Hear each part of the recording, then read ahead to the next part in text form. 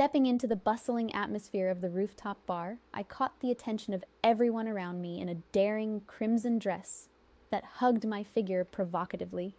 The dazzling skyline of the city served as my backdrop, shimmering lights reflecting the chaotic energy within me. But deep down, I knew the reality that welcomed me back home would be filled with consequences. My husband's quiet retaliation lingering just beneath the surface. Hey Reddit, this is my first time sharing such personal details publicly, but I need to release this burden and perhaps find solace in familiar tales. It's a wild ride, so buckle up. I've always championed feminism, advocating for women's independence and equality, but my idealism often slips when I ponder my own terms for living. My husband's name is Daniel, a patient man who has stood beside me, or so I believed until recently. I'm Clara, 26 years old, while Daniel is just a year older. Our 5-year marriage blossomed from a college romance. We hit it off instantly. He's the dependable, nurturing type, whereas I've prided myself on challenging norms. In those early days, everything felt perfect. Daniel understood me in ways I thought no one else could. He possessed this romantic charm that swept me off my feet, reinforcing my conviction that we were an unbreakable team. From the start, we established a balance. I managed the household while he toiled to provide for us. It was an arrangement we both accepted before sealing our vows, and honestly, I didn't mind it at all. He was the traditional provider, and I thought it liberated me to pursue my passions, particularly in feminist advocacy. While keeping the house in order wasn't my passion, for some reason, I convinced myself it was easier than entering the daily grind. Sure, I gave what I could, although I knew I often delivered less than what was needed. Thankfully, Daniel never held it against me. He consistently returned home eager to help me tackle the tasks I'd let slide, embodying understanding and generosity. I grew so accustomed to his selflessness that I convinced myself he'd always be the one investing in our relationship. In hindsight, it stings to admit that I took Daniel's kindness for granted.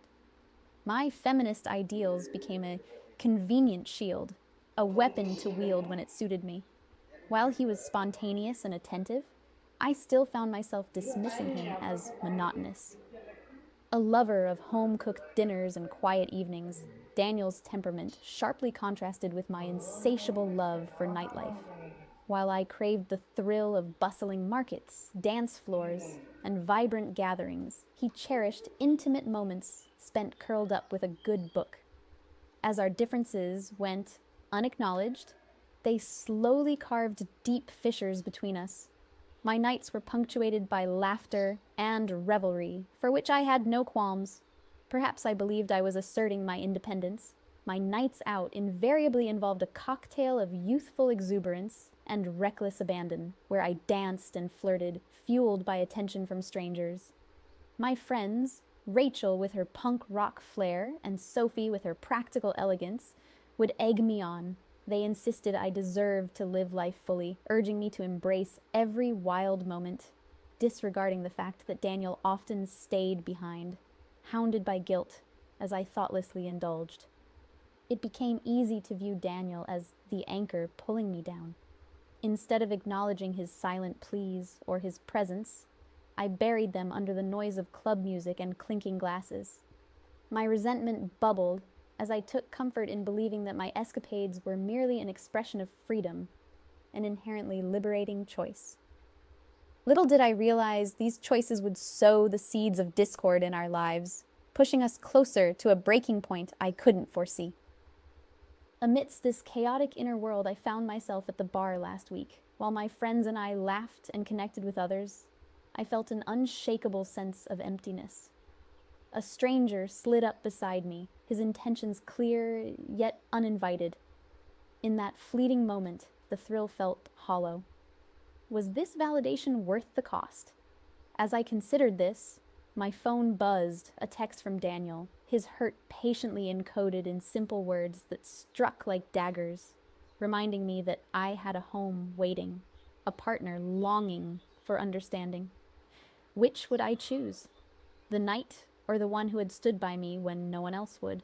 The laughter faded, the lights dimmed in my mind as I realized the choice I made that night would ripple into the murky waters of our fragile bond. Little could I anticipate the storm that awaited that evening once I returned. Daniel's quiet but simmering frustration was a revenge waiting to unfold, shrouded in promises of calm. What I failed to recognize was that my reckless behavior was creating an insurmountable rift between Daniel and me. He never openly criticized my late nights, but the disappointment etched in his features betrayed his true feelings. Each time I stumbled through the front door, reeking of cheap cocktails and adorned with an embarrassing array of sparkling confetti.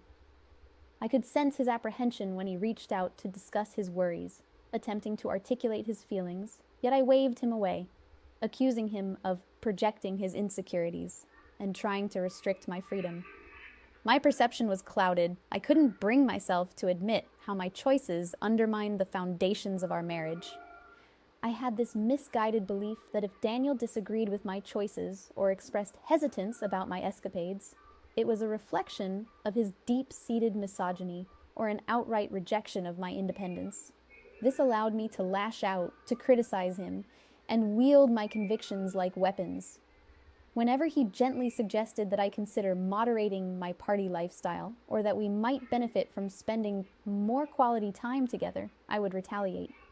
Don't turn into one of those controlling husbands, I'd declare, masking the flimsiness of my arguments with terms like misogynist and anti-feminist, to silence him and induce guilt over merely having his own perspective. I had learned to manipulate my convictions to fit my narrative, to dodge responsibility, all to maintain a facade of control over my decisions. Never once did I pause to contemplate that perhaps he possessed valid worries, or that his heart was genuinely aching from my choices. My self-absorption blinded me, keeping me from seeing the fissures appearing in our once strong partnership. I became so engrossed in chasing nighttime exhilaration that I inadvertently lost sight of the love and trust that were fading like a distant dream. Then, one fateful evening, everything turned upside down. My friends, Rachel and Sophie, beckoned me to join their escapades at a trendy rooftop bar. The allure of the city's lights and the pulsing music was irresistible. I couldn't waste a moment on a quiet evening with Daniel when thrilling memories awaited. I even went so far as to cancel our long-planned date night. When I broke the news, Daniel's face fell in shock, his heartfelt protest cutting through my anticipation, as he reminded me how profoundly he had looked forward to our time together. But I turned a deaf ear, accusing him of trying to stifle my freedom simply because he didn't want me out with my friends. Reluctantly, he allowed it, yet his unease spiraled when I donned a daring red dress that left little to the imagination. His eyes widened in concern, and he insisted I swap it for something more discreet. I could see his genuine worry, but in that moment, it felt suffocatingly controlling. My anger flared at what I perceived as a blatant demand to conform, interpreting it as a power play rooted in misogyny. "You think you can dictate what I wear?" I challenged, feeling the heat rise in my chest. But upon reflection, I now realized that dress was indeed too revealing for a night out, drawing unwanted gazes. Yet at that pivotal moment, all I could see was his attempt to infringe on my autonomy, and I vowed not to yield. "I refuse to change for you, Daniel," I snapped, lacing my words with accusations of misogyny, twisting his concern into evidence against him. Our words ratcheted up in intensity, my defiance swelling as I clung to my right to choose. Daniel remained calm, his voice steady, as he tried to reason with me, but my emotions blinded me to his logic. I was resolute, digging my heels in, unwilling to allow anyone, least of all my husband, to dictate my choices. There we stood, on the brink of a gravity-defying altercation, both insisting on our hardened positions while the undercurrent of love and frustration thrashed wildly between us. As our heated argument roared, I absorbed Sophie's worried glances from the sidelines, whispering to Rachel, who encouraged my reckless side, further complicating the dynamic. Somewhere within the uproar, a thought flitted through my mind: what was happening to us? Yet I chased away that thought, too drowned in vindication to truly care.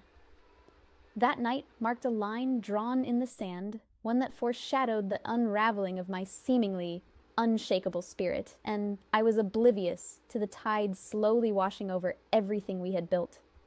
My friends rolled up just as words were flying in our heated exchange. The honk from their car pierced through the air, breaking the tension and summoning me outside.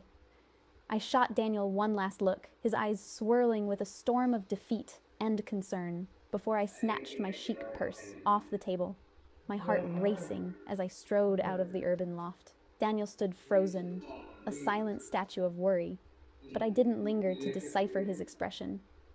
As I settled into the back seat alongside Rachel and Sophie, the rush of adrenaline coursed through me, a heady cocktail of rebellion and resentment bubbling within. I had emerged victorious in our argument, yet a gnawing doubt tugged at my conscience. Did it really matter who was right? In that electrifying moment, it felt insignificant. My thoughts were consumed by visions of neon lights and laughter, drowning out the chaos of our turbulent earlier conversation. Through the car windows, I could glimpse the shimmering skyline, a tapestry of lights that mirrored my aspirations. But I couldn't shake the image of Daniel standing by the door, a ghost of sadness trailing behind me as we sped away. Despite my attempts to justify my actions, I couldn't ignore the rumble of guilt that quietly echoed in my mind, for I had turned my back on him. Returning to our loft later that night was a jolting experience. The silence enveloped me, a stark reminder of his absence. My phone buzzed in desperation as I attempted to reach him, sending a message that went unanswered. Anxiety began to coil in my chest. I slipped beneath the covers, hoping sleep would provide clarity, or at least a respite from my stormy emotions. "Come morning," Daniel returned. But the air crackled with an unusual tension. He greeted me with a reserved nod, a thin smile that didn't reach his eyes. Typically, he would brush off the heat of the previous night with a practiced nonchalance. But today he seemed different, almost unrecognizable. He was purposeful in his tasks, moving through the apartment with an unexpected coldness that chilled my spirit. I watched him, dread pooling in my stomach, as he washed the dishes with determined precision. Then, as if delivering an executioner's decree, he mentioned renewing our lease.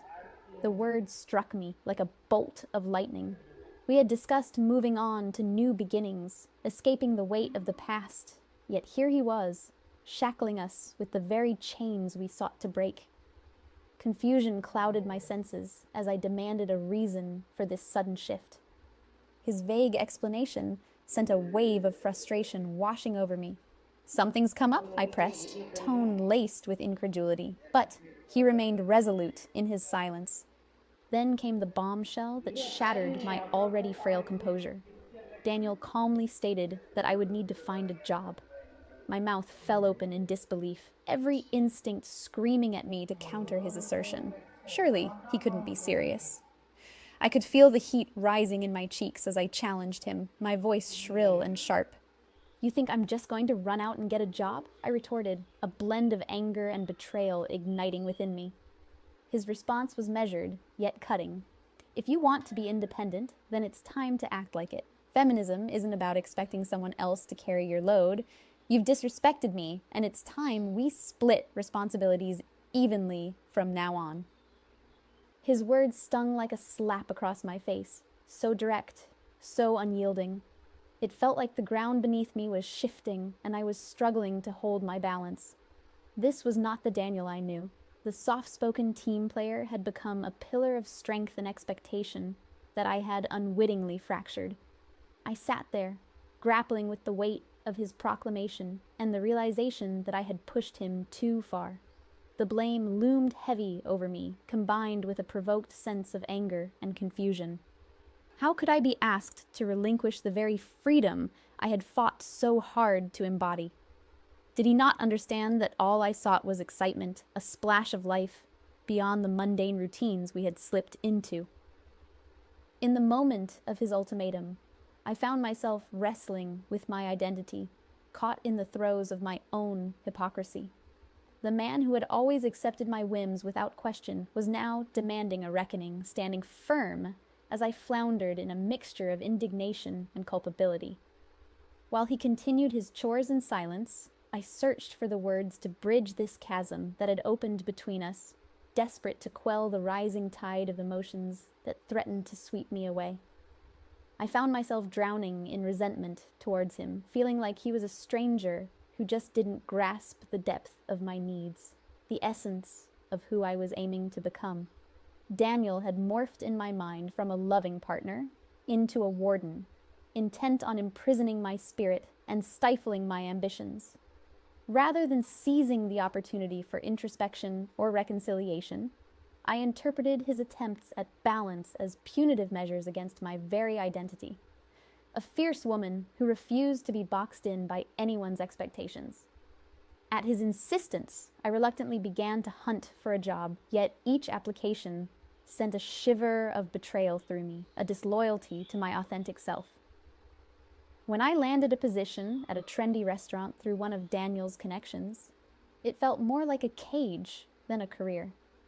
I looked down on my coworkers, losing myself in the illusion of superiority as I dismissed their camaraderie and fatigue. I was sharp-tongued and arrogant, convinced that I deserved better than this menial role. The truth clawed at me like a feral beast. My bitterness was misplaced. Daniel wasn't holding me back. He was striving to salvage our partnership. Contrary to what I wish I could claim, I saw nothing but affirmation for my vengeful beliefs. My mind was set on blaming Daniel. Each hint of shared responsibility translated into a manipulation of my autonomy. When he proposed sharing household duties, I viewed it as an effort to confine me further, and every conversation about saving money felt like shackles clinking around my wrists. My frustration crescendoed into explosive arguments, where I hurled accusations at him. Labels of misogyny and deceit tumbled from my lips like a curtain drawn across the truth. My stubbornness shadowed his genuine efforts to foster mutual respect and equality, even in moments when Daniel approached me with quiet restraint, attempting to unveil his perspective. I'd cut him off with sharp retorts. My pride loomed larger than our connection, suffocating any chance for understanding. Reflection painted my mindset as toxic. I was intoxicated by self-righteousness, completely blind to the love that had taken root between us. In my fight for identity and independence, I lost sight of our love, a partnership that needed nurturing rather than neglect. With every passing day, my need for validation pulled me away from the comfort of home and into the arms of peeking shadows. I convinced myself that my escapades, flirting, and carefree dancing were benign distractions. Yet beneath that facade lurked a darkness, a way to express my festering anger against Daniel. This lack of respect seeped into our lives. I dished out snide remarks and relentless silences, belittling him savagely in front of our friends. Every ill word drew a thrill, a sense of dominance over him, but deep inside I recognized that it would only chip away at the foundation of our marriage. The flirting remained cloaked in secrecy, a hidden thorn that I knew would cut Daniel to the core if discovered. I labeled my actions harmless, convincing myself that ignorance was the key to keeping our fragile peace, terrified of confronting the bitter truth of my own failings. My misplaced rage continued to poison our dynamic, even while I pretended all was well. To make matters worse, my so-called friends amplified the feeling of betrayal. Rather than offer me support during this tumultuous period, one of them betrayed my trust and divulged my secret escapades to Daniel. The revelation landed like a sledgehammer on my chest. Who would violate my confidence like that? It compelled me to question everything, my support network, my choices, and the essence of who I had become. When Daniel confronted me, his disappointment was palpable. In his eyes, my actions blazed a trail of deceit that could not be overlooked. "That's not just harmless fun," he said. voice low and tremulous, frustration lacing his tone. "This is cheating, Clara. I can't overlook this." His words crashed over me like an unforgiving tide, and in that moment, the gravity of my actions settled painfully in my chest. The finality in his tone was chilling. His decision ripped through the last strands of our connection, and with resolute clarity, he cast me out, leaving me to reckon with the chaos I'd sown.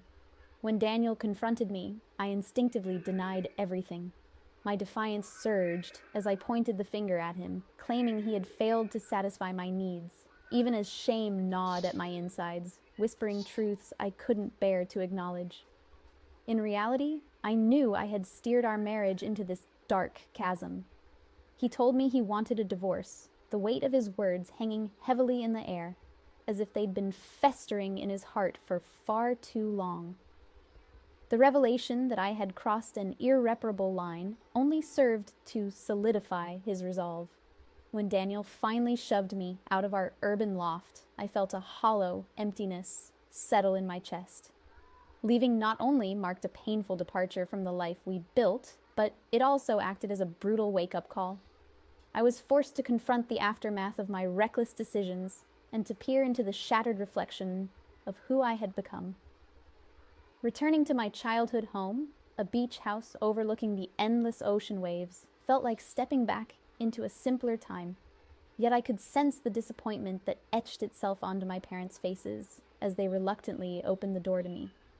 The familiar sense of salt and sand surrounded me, painfully juxtaposed with the bitter taste of their disapproval.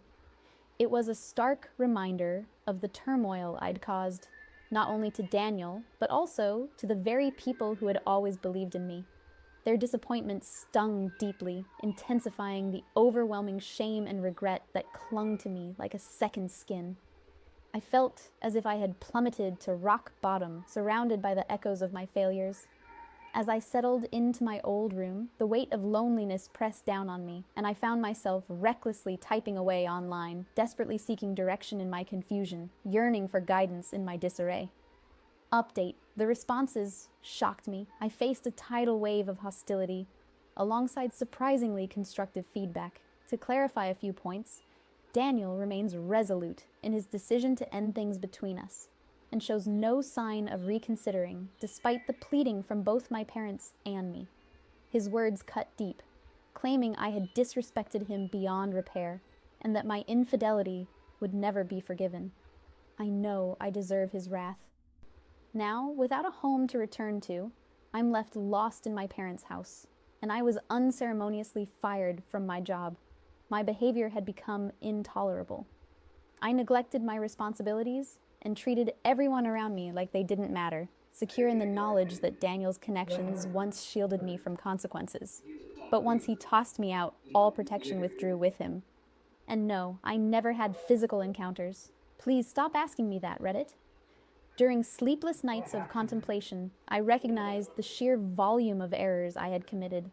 I was careless with Daniel's love, taking it for granted as I flitted about, living with a sense of entitlement. The realization that I had been lazy, neglecting the partnership we had built together, hung heavily over me. I refused to pace in shame any longer. I'm starting therapy to unearth my flaws and reshape myself into a person I can respect. Although the path ahead appears daunting, I am fully committed to this transformation. Daniel may never forgive me, but I hold a spark of hope that one day he will understand. The love I still have for him remains unyielding, and I must prove to him, as well as to myself, that I can grow beyond who I was. Update. Hello again, Reddit. I wanted to keep you all updated on my current state. The storm of emotions hasn't calmed significantly since my last post. The reality of my crumbling marriage settled heavily on me like a thick fog. I've had to sever ties with the friends who encouraged my reckless pursuits, and while I recognize my role in that mess, I also deep down blame them. They drifted into my life like uninvited chaos, contributing to the unraveling of what could have been salvageable. They reached out, sending messages filled with concern and apologies, but I chose to leave their calls unanswered and eventually block them entirely. My days drag on. The search for employment feels futile, and it's becoming increasingly difficult to stay optimistic. I feel like a ghost in my old home, just floating through the motions. I'm posting this update not just for my sake, but for those who have expressed interest in my journey. The divorce proceedings are creeping forward, and perhaps after it's finalized, I'll gain some clarity. The circumstances are heavy to fathom. I appreciate every ounce of support, no matter how minute it feels at this moment. Hey Reddit, it's Clara again, checking in after the dust has settled from the divorce. I promised I'd keep everyone updated, and now that it's official, I'm here to share what's been happening. To be honest, the divorce didn't unfold the way I envisioned. Even though Daniel and I had separate finances and no shared debts to complicate things, I ended up with nothing, no alimony or shared property. Thankfully, there were no kids involved, so child support was never an issue.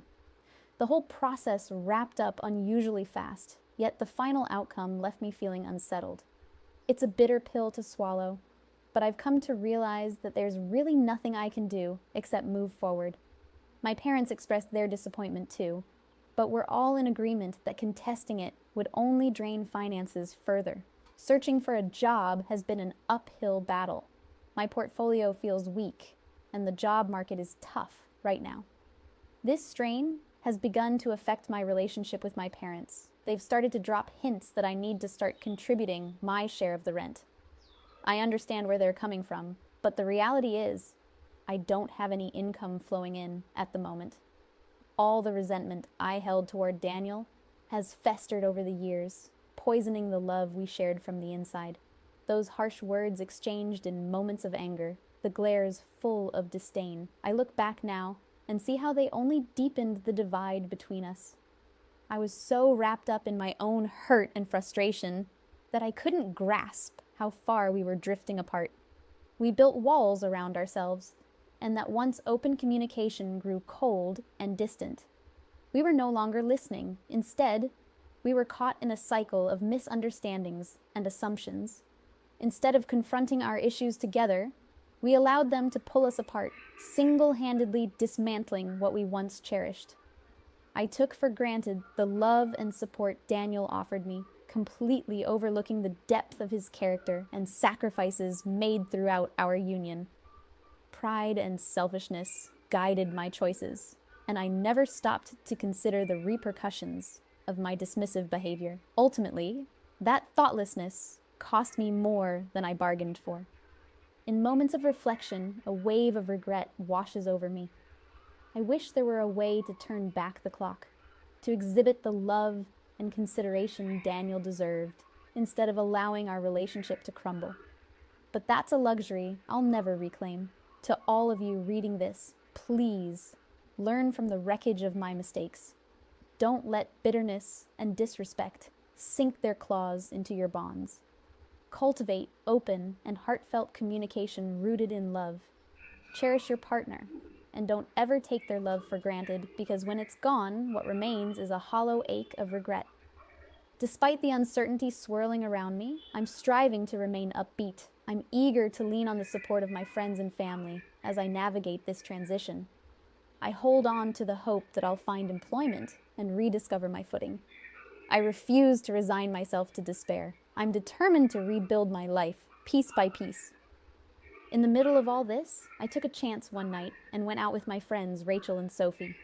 Rachel, with her punk rock flair and wild spirit, insisted on hitting the new rooftop bar that swept across the city skyline. Sophie, ever the voice of reason, was there to keep things grounded. As I stood there, the city lights twinkling around me, I felt an unfamiliar stir of hope. Strangers laughed, music pulsed through the air, and for a moment, I forgot my troubles. Rachel encouraged me to splash some color on my lip. I reluctantly agreed, and it felt symbolic, as if I was daring to paint over the shadows of my past. It wasn't about escaping my reality, but perhaps embracing the idea that life still held joy, even amidst the chaos. That night opened a door I thought had long been closed. I returned home, reminded that although the past is haunting, it doesn't dictate my future. As I stare into the unknown, I feel a flicker of resilience starting to spark within me. I'm not done yet.